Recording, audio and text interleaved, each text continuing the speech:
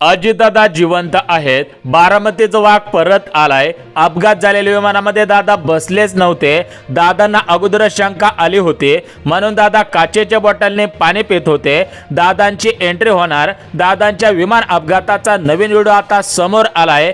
अशा प्रकारचे विविध प्रश्न 28 जानेवारी पासून ते आजपर्यंत उपस्थित केले जात होते, परंतु यापुढे अशा प्रकारचे प्रश्न उपस्थित केले जाणार नाही, कारण आता CIDच्या माध्यमातून नवीन माहिती समोर आलेली आहे. या माहितीच्या माध्यमातून या विमान अपघाताचा संपूर्ण उलगडा झालेला आहे. यासोबत विमानातील 6 व्यक्तींचा केला जाणारा दावा, विदर्भातील नेता कोण, त्या नेत्यावरती घेण्यात आलेला संशय, यासोबत अरोराचं कॉन्ट्रॅक्ट असेल, तर अशा संपूर्ण चर्चा आता संपत आहे. कारण CIDच्या माध्यमातून आणि DGCAच्या माध्यमातून एक नवीन रिपोर्ट समोर आलेला आहे. या रिपोर्टमुळे या विमान अपघाताचा संपूर्ण उलगडा लागलेला आहे. यापुढे अशा प्रकारच्या चर्चा होणार नाहीत, कारण मागच्या 8 दिवसांपासून गावाच्या पारापासून ते गल्ली बोळापासून ते दिल्लीपर्यंत एकच बातमी वाऱ्यासारखी पसरत होती. ते बातमी म्हणजे बारामतीचा वाघ परत आलाय, अजितदादा जिवंत आहेत, अशा प्रकारच्या बातम्या फिरत होत्या. परंतु यापुढे अशा प्रकारच्या बातम्या फिरणार नाहीत, कारण दादाच्या अपघाताचा एक नवीन व्हिडिओ आता समोर आलेला आहे. तर या व्हिडिओमध्ये कोणकोणत्या गोष्टी समोर आलेल्या आहेत, यासोबत दादा जिवंत आहेत की नाही हे आपण सविस्तर पाहणार आहोत. आता बघा, काही ठिकाणी बोललं जात होतं की बारामतीमध्ये जो अपघात झालेला आहे, तर या अपघातामध्ये अजितदादांचे निधन झालेच नव्हते. अजितदादा जिवंत आहेत, अजितदादा परत आलेत, अजितदादांच्या जीवाला धोका होता, त्यामुळे अजितदादा त्या विमानामध्ये बसलेच नव्हते. यासोबत विमानामध्ये न सापडलेली 6वी व्यक्ती दादाच होते. अजितदादा सुखरूप आहेत, ते शिवाजी द बॉस पिक्चर मधील रजनीकांत सारखे एंट्री करतील, अशा प्रकारच्या बातम्या तुम्ही आणि आम्ही सुद्धा पाहिलेल्या आहेत. परंतु खरंच आता अजितदादा जिवंत आहेत का, खरंच ते परत येणार आहेत का, यासोबत अजितदादांचा आज जो नवीन व्हिडिओ समोर आलेला आहे, तर तो व्हिडिओ काय आहे, तर तो व्हिडिओ सुद्धा तुम्हाला या व्हिडिओमध्ये मी दाखवणार आहे. त्यामुळेच हा व्हिडिओ सविस्तर पहा. याचीच माहिती आपण सविस्तर व्हिडिओच्या माध्यमातून पाहणार आहोत. जर तुमच्या मनामध्ये प्रश्न असेल की दादा जिवंत आहेत की नाही, तर तुम्ही अगदी व्हिडिओ बरोबर पाहत आहात. या व्हिडिओमध्ये आपण कोणतीही अफवा किंवा चुकीची माहिती न पसरवता जी पण काही महत्त्वाची माहिती समोर आलेली आहे, तर तेच माहिती तुम्हाला देणार आहे. यासोबत दादा प्लॅस्टिकच्या बॉटलने पाणी पित नव्हते, तर ते काचेच्या बॉटलने पाणी पित होते. तर याच्या मागचे जे गूढ रहस्य होतं, तर ते रहस्य सुद्धा आता उघडकीस येत आहे. यासोबत दादांचा मुंबईमधील देवगिरी बंगल्यातून मुंबईच्या विमानतळाकडे जातानाचे न दिसलेले फुटेज जे होते, तर ते फुटेज सुद्धा समोर आलेले आहे का, याची माहिती सुद्धा आपण पाहणार आहोत. यासोबत दादा ज्या लिअरजेट 45 विमानाने प्रवास करणार होते किंवा केलेला होता, हा जो दावा आहे, तर त्या विमानामध्ये दादा खरंच बसले होते का, याची माहिती सुद्धा आपण पाहणार आहोत.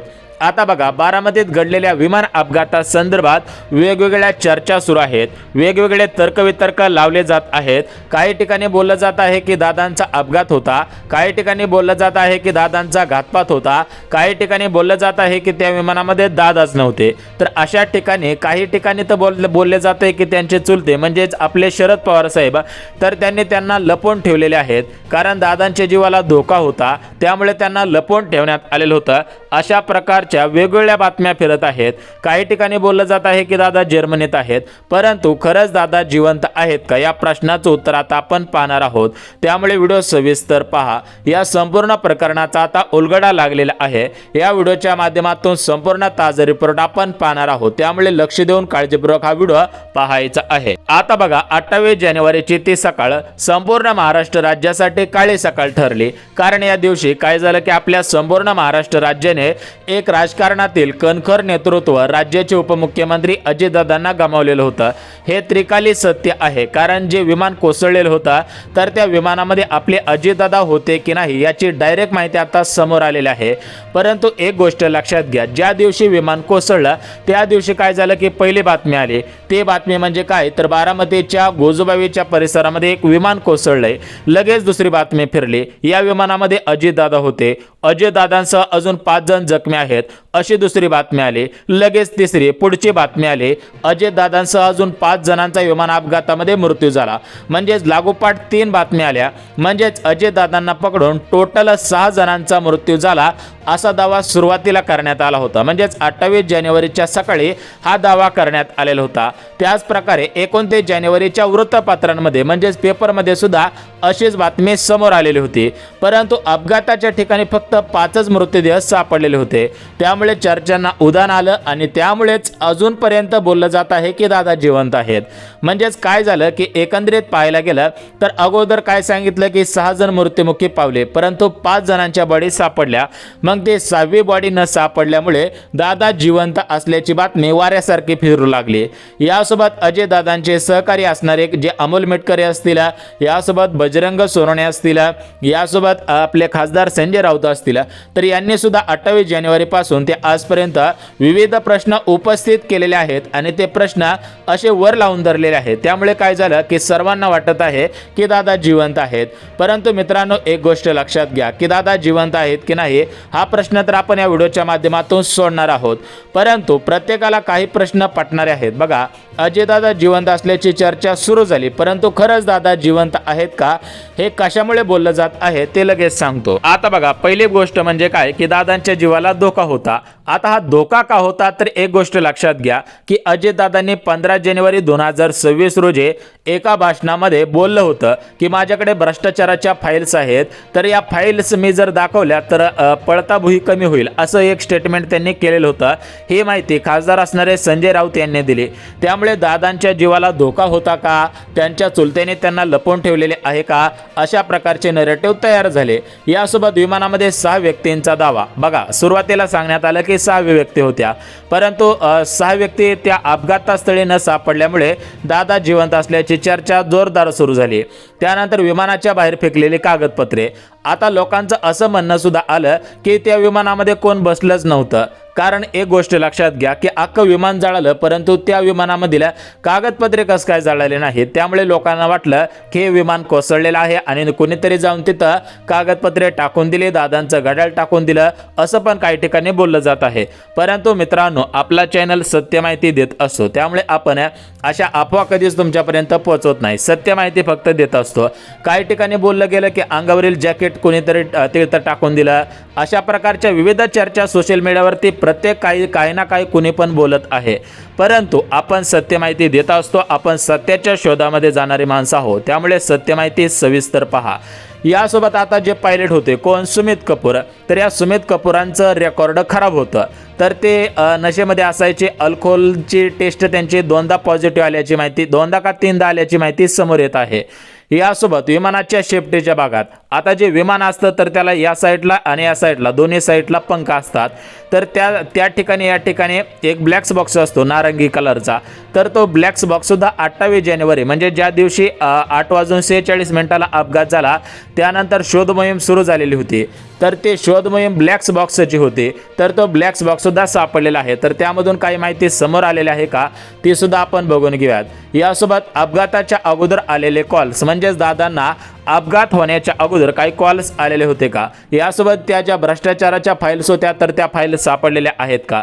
यासोबत खासदार असणारे संजय राऊत, आमदार असणारे अमोल मेटकरे, खासदार असणारे बजरंग सोनवणे यांनी जे काही दावे केलेले होते तर ते दावे कोणकोणते होते आणि त्याचे अजून काय निरासन झाले आहे का ते बघून घेऊयात. यासोबत आता जे गोजूबाईचा परिसर आहे, गोजूबाई गावात हे विमान कोसळलेलं होतं. तर त्या गोजूबाईचे जे सरपंच होते तर त्यांनी असं एक स्टेटमेंट दिलेलं होतं की या लेअरजेट 45 म्हणजेच VSR कंपनीच्या विमानातून कोणीतरी बाहेर पडण्याचा प्रयत्न करत होता. म्हणजेच त्यांना एक निळी कलरची पॅन्ट दिसली आणि कोणीतरी उडी मारण्याचा प्रयत्न करत असल्याचा दावा त्यांनी केलेला होता. यासोबत गोजूबाईच्या परिसरामध्ये जे पण काही लोक राहतात तर त्यांनी असं सुद्धा स्टेटमेंट दिलं की विमानामध्ये इंजिनचा जोराचा आवाज येत होता, म्हणजेच विमानामध्ये काहीतरी बिघाड झालेला होता. यासोबत रोहित पवारांनी सुद्धा असा प्रश्न उपस्थित केला की त्या विमानामधील इंजिन त्यांचं बटनच बंद केलेलं असावं अशा पद्धतीचा त्यांचा अंदाज सुद्धा समोर येत आहे। परंतु आपल्याला सर्वात महत्त्वाची गोष्ट की दादा जिवंत आहेत का, आहेत तर ते आता कुठे आहेत का, त्याची काही माहिती आलेली आहे का, आणि दादांच्या अपघाताचा म्हणजे जो विमानाचा स्फोट झालेला होता तर त्याचा आता एक नवीन व्हिडिओ समोर आलेला आहे, जो व्हिडिओ 28 जानेवारी रोजीच यायला पाहिजे होता किंवा 29-30 जानेवारीच्या आसपास यायला पाहिजे होता, परंतु त्या कालावधीमध्ये तो व्हिडिओ आलेला नव्हता। तर आता तो व्हिडिओ आलेला आहे। यासोबत विमानामध्ये काही तांत्रिक बिघड होता का, पायलटला दिसलेली धुक्याची उधळण बघा, पायलटने सुद्धा म्हणजे जे पण काही विमानामध्ये काम करणारे आहे तर त्यांनी सांगितलं होतं की पायलटला धुक्यांची उधळण दिसली होती, त्या दिवशी बारामतीत धुकं होत असल्याची माहिती समोर येत आहे। म्हणजेच पायलटला काही विजिबिलिटीचा प्रश्न होता का, धुक्यांचा प्रश्न होता का, यासोबत जो बारामतीमध्ये रनवे आहे तर त्या रनवेवरती लाईट नाही, तर मग त्याचा काही इफेक्ट झालेला आहे का, याचीच माहिती आपण सविस्तर देत आहोत, त्यामुळे व्हिडिओ सविस्तर पहा। बघा, अजयदादांचा अपघात होऊन आता सरासरी भरपूर दिवस दोन आठवडे उलटत आलेले आहेत, तरी पण दादा जिवंत आहेत अशा प्रकारच्या चर्चा सुरू आहेत। प्रत्येकाला वाटत आहे की दादा या ठिकाणी कुठून तरी येतील, डायरेक्ट गाडीतून येतील किंवा विमानाने येतील आणि सर्वांना म्हणतील 1 मिनिट मी त्या विमानामध्ये बसलोच नव्हतो, मी त्या विमानामध्ये नव्हतोच, असं प्रत्येकाला वाटत आहे। कारण दादांनी तशा प्रकारे काम केलेलं होतं, प्रत्येकाच्या मनावरती राज्य केलेलं होतं, त्यामुळे सर्वांना वाटत आहे की दादा परत येतील, विमानात बसून परत येतील, पत्रकार परिषद घेतील। त्यांचं जुनं जे भाषण होतं तर ते जुनं भाषण कॉमेडीसारखं दादांचं भाषण होतं, तर ते दादा थोडेफार कॉमेडी सुद्धा करायचे, त्यामुळे सर्वांना त्यांचं भाषण सुद्धा आवडायचं, त्यामुळे सर्वांचा एक जिव्हाळा दादांसोबत जडलेला होता। त्यामुळे सर्वीकडे वाटत आहे की या ठिकाणी दादा जिवंत आहेत आणि सोशल मीडियावरती सुद्धा तशा प्रकारच्या बातम्या फिरत आहेत, त्यामुळे वाटत आहे। परंतु खरंच दादा जिवंत आहेत का, तर त्या प्रश्नाचं उत्तर यासोबत आज जो नवीन स्फोटाचा व्हिडिओ समोर आलेला आहे तर त्याच्यामध्ये मोठा आवाज आलेला आहे, तर तो आवाज कशाचा आलेला आहे तर त्यावरती काही स्पष्टीकरण आलेलं आहे का हे सुद्धा आपण पाहणार आहोत। यासोबत अमोल मिटकरांनी अजून एक प्रश्न उपस्थित केलेला होता की जे पायलट होते तर त्या पायलटचा 50 कोटींचा विमा उतरण्यात आलेला होता।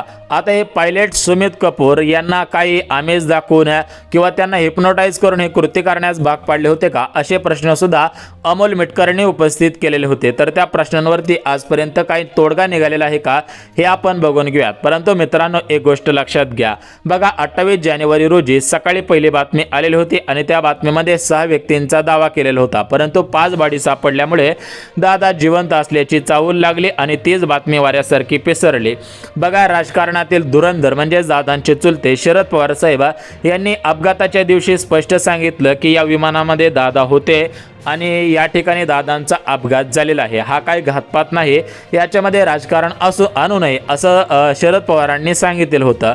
परंतु हे प्रत्येकाला मान्य होत नव्हतं, कारण हा अपघात आहे की घातपात आहे यावरती अजून चर्चाच न झाल्यामुळे डायरेक्ट निर्णय घेतल्यामुळे अशा प्रकारचे या ठिकाणी नरेटिव्ह तयार झालेले होते। परंतु एक गोष्ट तुम्ही आता लक्षात घ्यायची आहे की सुनेत्रा वहिनींनी अमित शहा आणि आपल्या भारताचे पंतप्रधान मोदी साहेब यांची आता भेट घेतलेली आहे। मग या भेटीमधून काय चर्चा झालेल्या होत्या, त्यांनी काही प्रस्ताव मांडलेला आहे का की दादांचा अपघात किंवा घातपात अशा प्रकारच्या काही चर्चा झालेल्या आहेत का, अशा प्रकारच्या बातम्या फिरत आहेत, तर त्या लवकरच या ठिकाणी आता समोर येतील। परंतु तुम्हाला मी महत्त्वाच्या प्रश्नांची उत्तरे देतो। आता सर्वात पहिला प्रश्न तुम्हाला सांगतो, तो प्रश्न म्हणजे काय की 6 व्यक्तींचा दावा अमोल मिटकरांनी सुद्धा प्रश्न उपस्थित केलेला होता। कधी 28 जानेवारी रोजी 8:46 अपघात झाला। आता हा अपघात संपूर्ण स्टोरी सर्वांना माहिती, त्याच्यामुळे डबल तुमचा पण मी जास्त टाइम घेणार नाही। आता थोडक्यात सांगतो, बघा 27 जानेवारी रोजी अजितदादा पवार मुंबईच्या देवगिरी बंगल्यावरती होते। देवगिरीच्या बंगल्यावरून ते सकाळी निघालेले होते असं सांगण्यात येत आहे की देवगिरी बंगल्यावरून ते विमानतळ आहे मुंबईचं कुठं ते त्या ठिकाणी गेलेले होते आणि हे जे लेअरजेट 45 म्हणजे VSR कंपनीचं जे विमान आहे तर त्या विमानामध्ये बसले। त्यांच्यासोबत सुरक्षा रक्षक विदीप जाधव होते, आपले उपमुख्यमंत्री अजितदादा होते, फ्लाईट अटेंडंट पिंकी माळे होत्या, पाठक होत्या आणि सुमित कपूर असे 5 जण होते। तर ते मुंबईकडून 8:10 बारामतीसाठी रवाना झालेले होते। मग ते पुण्यामध्ये आले, पुण्याहून पुढे बारामतीला आले आणि बारामतीच्या जो रनवे आहे तर त्या रनवेवरती ते विमान पहिल्या प्रयत्नामध्ये उतरलं असतं असं काहींचं म्हणणं आहे, परंतु पायलटने ते विमान उतरवलं नाही, त्यांना काय अंदाज आलेला नसावा।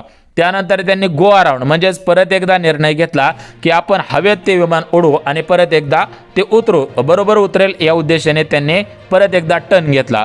परंतु दुसऱ्या वेळेस काय झालं की विमान एका बाजूला कललं आणि ते खाली जो रनवे आहे तर त्या रनवेच्या खाली एक खड्डा होता तर त्या खड्ड्यामध्ये जाऊन कोसळलं आणि त्यामुळे काय झालं की मोठे स्फोट झाले आणि या स्फोटामध्ये या 5 जणांचे निधन झाले अशी बातमी आली। आता ही माहिती तुम्हाला, परंतु 6 व्यक्तींचा दावा हा चुकीने झालेला होता। म्हणजे जो मॅनिफेस्टो होता तर त्या मॅनिफेस्टोमध्ये डबल नाव आलेलं होतं, त्यामुळे 6 व्यक्तींचा दावा केलेला होता। परंतु या विमानामध्ये 5च व्यक्ती होत्या आणि या 5 व्यक्तींमध्ये अजितदादा सुद्धा होते। म्हणजे टोटल 5 जणांचा मृत्यू झाला, 6 व्यक्ती नव्हत्या, 5 व्यक्ती होत्या। पहिला प्रश्न सुटला। दुसरा प्रश्न, दादा जिवंत आहेत का? तर त्या प्रश्नाचं उत्तर आहे दादा जिवंत नाहीत, त्यांची टेस्ट करण्यात आलेली होती। त्यानंतर त्यांची ओळख त्यांच्या गाड्यावरून जॅकेटावरून पटवण्यात आलेले होते। परंतु सध्याच्या स्थितीला CID असेल, DGC असेल, ATC असेल तर या सर्व ज्या विमानाच्या संबंधित कंपन्या आहेत, संस्था आहेत, त्यांच्या माध्यमातून या विमानाचा अपघात आहे की घातपात आहे याची चौकशी सुरू आहे। लवकरच तो निर्णय येईल। आज एक नवीन व्हिडिओ अपघाताचा समोर आलेला आहे, त्यामध्ये स्फोट होत आहे।